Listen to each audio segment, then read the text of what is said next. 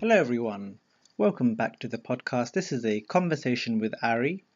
This is a thought provoking conversation podcast where we endeavor to discuss topics which culminate ultimately in a discourse about life and ideas. I'm sadly not joined by a guest on this occasion, but I will give a shout out to a good friend of mine, Mr. Sandman, who was supposed to join me today and deserves credit for our short intro segment piece. So, on today's episode, I want to touch upon the topic of inspiration. The word inspiration is key to much of our transformative and successful moments in life. But let's try and break this down a little more and let's look at how it relates to the topics of our previous podcast. So, the word inspiration itself is derived from the Latin inspirare, and can broadly be defined as an unconscious burst of creativity in a multitude of facets, for example, literary or artistic. But I like to think of the word inspiration as an energy or a life force that allows one to set goals, bring about change, and take action. So, as mentioned earlier, this follows from our previous topics of conversation, which I actually hope to you and I have been somewhat inspiring for us to critique and analyze ourselves in order to bring about personal change for our betterment. We began actually at the beginning of this year discussing New Year's resolutions, but we actually soon abandoned that word and replaced it with more helpful words such as SMART, goals, and habits. Goals, these are things that we are ultimately working towards in multiple facets, for example, career related, financial, fitness, or even personal bucket list goals that we have for our lives. And the habits, these are the behaviors that we are aiming to develop and refine and hone, which are consistent with our value system, our principles, as well as our goals. And within the above, the goals and the habits, we have these variables, our good friends, of course, procrastination and motivation.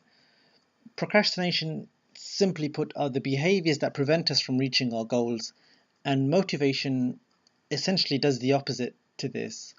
So you might ask, where does inspiration fit in to all of this, what we have discussed in our previous podcasts? Well, I would argue that inspiration is something which sits at the very top of this pyramid.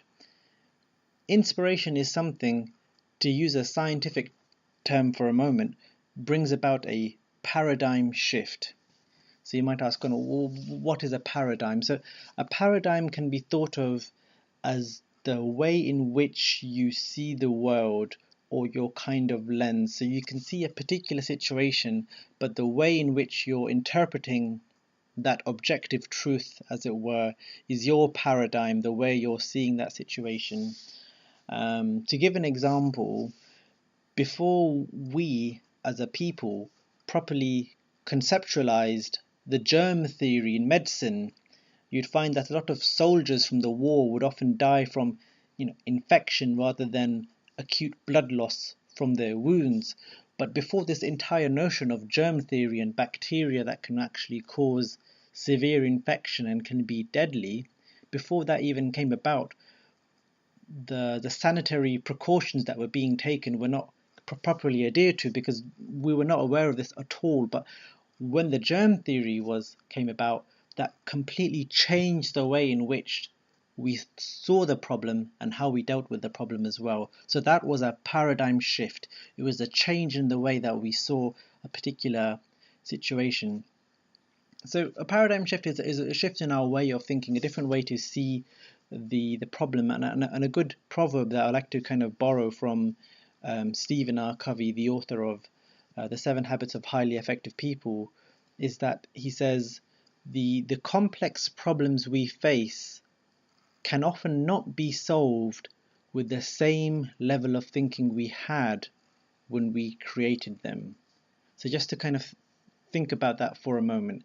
The complex problems we face can often not be solved with the same level of thinking we had when we created them. And I think the same of which can be applied to our lives. So in order to bring about a positive change, It comes with a change in which we see our current situation, a change in how we see our own capabilities or our own potential, and indeed a change in the way in which we kind of value things. We may actually be giving value to things which are actually bringing us down. For example, if we are taking drugs or smoking cigarettes or consuming excessive amounts of alcohol, we've placed a value upon these things, hence why we are buying them or taking them regularly, but they're actually not giving any ultimate kind of positive impact on our lives. And it's only when you change in the way in which we view these things that you can have a paradigm shift and kind of move towards something that you're after. So, as I've said, the inspiration in terms of how does it fit in, it comes right at the top, because when we are inspired by something, when something gives us inspiration, that is the kind of premise by which we then aim to work towards something or set goals, develop habits, and kind of work towards something that we are after. So it's actually something which starts off this whole process of goal setting. If you even look back to the beginning of the year, where you may have set some New Year's resolutions, the most common theme would be fitness related, but there are often other types of resolutions you may have set that has often come from some source of inspiration, something you have seen, or someone's personal story that you think you could actually apply to yourself, some form of inspiration that you have. So it often is something, the spark actually, that this kind of energy that starts it all off. I believe in life it's often important that we are working towards something or striving towards something, and not necessarily to stray tangentially to a kind of theological debate, but you'll often find this message of striving as a common theme in many kind of religious texts, regardless of faith. There's something about kind of striving in life and working towards something which seems to be quite canonical and key in a lot of this theological texts. And from your own personal life, I think you'll often find when you have gone through this process, you would have found that the process, the journey, and the hard work was often more important than the end goal. So you can have a look at a multiple of kind of examples with that actually, and I'm sure you can think of some yourself, but just to give one kind of clear and obvious example so you can kind of picture this, it would be an athlete or someone within sports taking a banned substance or kind of cheating to kind of get ahead or get the gold or claim victory. And this is not the way you want to live your life. And a good kind of quote I've come across regarding this, I'll just kind of read it out. In this context, you would say that you cheated not only the hobby but yourself. You did not grow, you did not improve, you took a shortcut and gained nothing. You experienced a hollow victory. And this next part is key. Nothing was risked and nothing was gained. It's sad that you do not know the difference. And I could not put it better myself. When we're trying to work towards something, the process, the hard work, where you are risking, you are investing your time, it makes the reward much more worthy and much more special. So again, nothing was risked, nothing was gained. It's sad that you do not know the difference. I think that is just a very, very powerful quote with regards to personal change, with regards to cheating, with regards to taking shortcuts, and with regards to skipping the process to experience a hollow victory.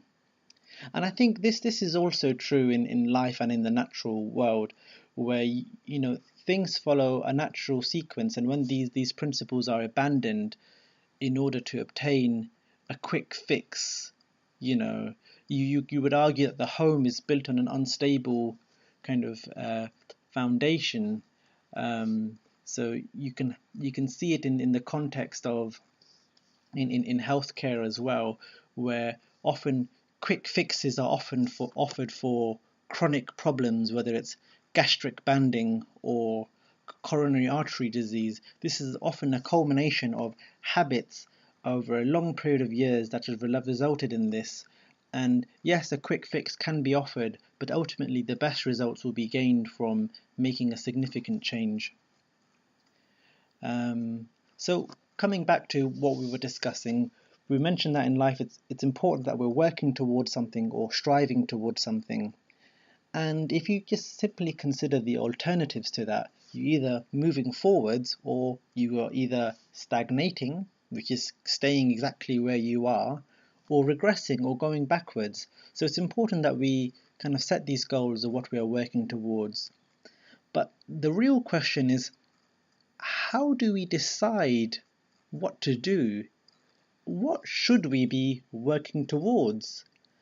And to give those two powerful questions in a broader context, I mean, say what you will about the current climate of our world, but there's one argument to be made that this is actually the single greatest time to ever be alive in history. If you look at the barbaric history of humankind over the hundreds or thousands of years, in these kind of, even you would argue in the times of Genghis Khan or other kind of savages and dictatorships, I mean, even going back just 100 years, we are just coming to the end of World War One. And if you remember the pictures in the history textbooks of what the children and the families were going through at that time, if you consider that the universe is some 13.7 billion years old, and that our Earth, our planet, is some 4.5 billion years old. I mean, in the context of that, our lifetimes is just a single grain of sand in this hourglass timescale of the world. And I think there have been significant strides towards quality of life that we've made in our lifetime. I mean, just look at the average life expectancy of men and women in the Western world. If you look across your street, arguably people are not dying from starvation and famine. They're not worried about being bombed. We're not in the state of world war at the moment. There have been significant civil rights movements that we had for kind of rights for equality in races and sexual preference. Is arguably one of the single greatest time to be a woman in the history of mankind, if you consider the lack of rights they've had just 100 or 200 years ago. You can get almost anything that you could conceivably want to your doorstep from the click of a button, or within 3 days or something, whether it's food or clothes or anything really. And we live in the information age. We have the internet. It's a revolution in how we can transmit information globally, and it's arguably mostly free. So that there's so many opportunities available, even going through the typical public schooling. When you're out of that system, you're in a relatively good stead to kind of make something of yourself. So life has changed quite significantly just in the last kind of 100 years. Information is freely available. We're all interconnected via air travel or just social media. So then, coming back to those questions, how do we decide what we do? How do we choose, what to be when we leave school? Arguably, if you're generally an all-rounder and good in maths or English subjects or science subjects, how do you choose what you will do? And I think this comes on to one of the points that people often make, is that the young generation of this age are often kind of indecisive with regards to this, and can actually experience a lot of anxiety. There's a lot of pressure that given all these opportunities, we must kind of do something with it. There's a lot of pressure of what we should do, and so this comes back to something one of my guests on the previous podcast, P Shadows, had mentioned, and he says we should first begin with our why. What is our purpose? And I could not have put it better myself. So when we ask ourselves these questions, how do we decide what to do? How do we decide what to work towards or what to be, as well as, what is our why? I think that all culminates to this idea of inspiration. Because ultimately it is this spark or this energy of inspiration which leads us down to making some of our most profound life choices. And you can often hear from interviews of successful people to say, when I was a little boy, or when I was a little girl, I always wanted to, or I always wanted to. And you think, well, where does that come from? It's been something that they've been inspired by. So that's why I wanted to talk about inspiration, because in relation to the previous podcasts that we've discussed about, I think this is something which sits right at the top and is very well interlinked with these ideas of goal setting and motivation. And you think, inspiration can come from many different forms, something that we've seen or read or heard. But first of all, if you're unsure about what you're doing or what you should do, that's okay. Nobody has it all figured out, and it's a dynamic process. We are constantly re-evaluating what we ought to be doing depending on our circumstances and deciding on what's the best way to move forwards. But if you're really stuck and not sure what to do, I think the best thing would be to expose yourself to different stimuli that possibly your present life has not been able to expose you to at this moment. So this will help you to broaden your horizons. So this can take the form of watching films that you've not seen, from traveling and seeing different countries or seeing other people's life circumstances to just broaden your horizon. Mixing in different social circles so you can see what other people do and how they spend their time, or even things like reading books. In a recent YouTube video, John Green, the author of The Fault in Our Stars and part of the YouTube series Vlogbrothers, says, I read to be moved in every sense of the word, to go to places I have not been to, and to glimpse worlds I would otherwise could not even imagine or see, as well as the worlds deep within myself. So, this is not an exhaustive list, but there are obviously different types of inspiration. And I think there are, some types of inspiration which you can extract from your personal life or from people who have a similar circumstances to you, and you can draw inspiration from them, i.e., if they can do it, why can't I, or so can I? But there are also abstractional and extrapolative inspirations you can draw. For example, you could hear on the news or in the world records book, wow, the strongest man in the world showed me what the human body is truly capable of. So just simply seeing an exceptional person complete a particular feat, you can abstractionally or extrapolatively think the human body is capable of doing this. Therefore, I can do more with myself. Or for example, you may see a story of a grandmother running the London Marathon, and you may think, if she can do this, why do I make the task of training for a 10K run such a tall mountain for myself? It completely changes the way in which you see your particular circumstance and your behaviors and motivation for how you're then approaching this task.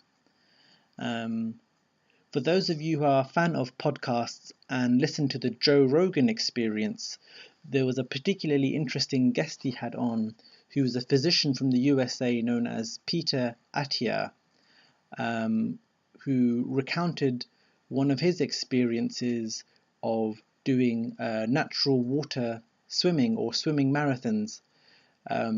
First of all, I would say I didn't even know this was a thing, but apparently Peter swam from the Hawaiian islands of Maui to Lanai, um, and this was something that took him 12 to 14 hours swimming in the natural seawater from one island to the other.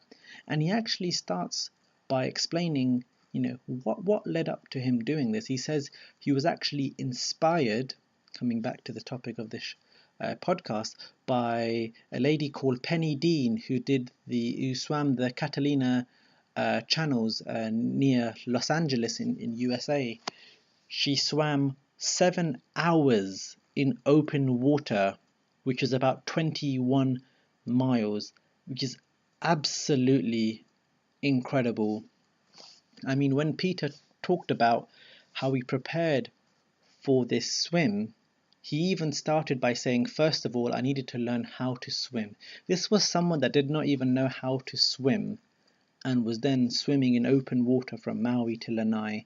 He explained that he would have to start his swim in the middle of the night, so midnight, to avoid the ship traffic in the open sea, and often there will be complete total darkness. He couldn't even kind of see Los Angeles from kind of where he was swimming. And he even goes on to describe that while he's swimming, the starry night sky and the bioluminescence of the sea organisms often blur into one. And I just think this is absolutely incredible. Someone's been able to actually do this. It just makes you feel as though you can push your body and your mind and your soul to some of these extremes, and it just inspires you to want to try and do more and push yourself just to see what you can do. So, thank you everyone for having a listen to this podcast. This is a conversation with Ari. I genuinely hope you were able to gain something from this, and comment, like, and subscribe. Please share with your friends and your family, and I'll see you on the next one. Thank you.